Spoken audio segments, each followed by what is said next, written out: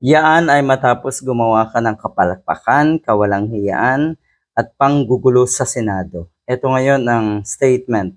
Ito na ngayon ang sinisigurado daw netong si Cayetano. Para nga naman, hindi na isipin ng mga kababayan natin na ang ginawa nilang pagpalit ng liderato ay para i-block ang impeachment ni Sara Duterte. Ungas na to. Ngayon, medyo ano ka bumabawi. Gusto mong bumawi.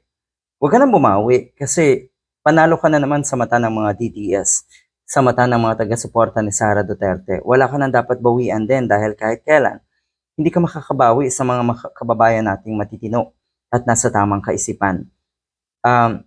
Eto, siguro naalala mo kung paano at anong nangyari kay Cheese Escudero. Talagang wala ng pag-asa, hindi na siguro makakapwesto sa susunod.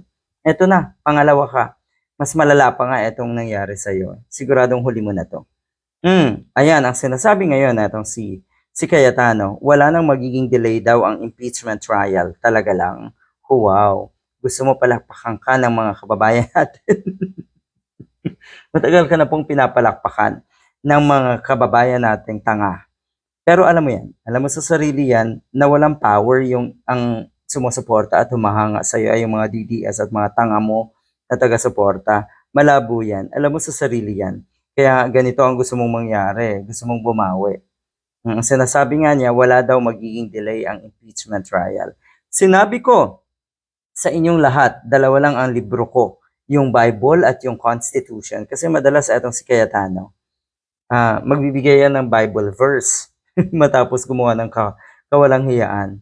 Naalala nyo, or nakita nyo naman siguro yung video na itong Mokong na ito kung paanong turuan ng kawalang hiyaan ang mga DDS vloggers na sina Mocha Uson at etong si Banat Bay.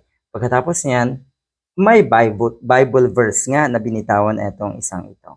So anong mangyayari? Talaga ba? Ang sinasabi kasi ay May 18, Monday, ay sigurado daw na magkukonvene na ang Senado bilang impeachment court. Tignan natin.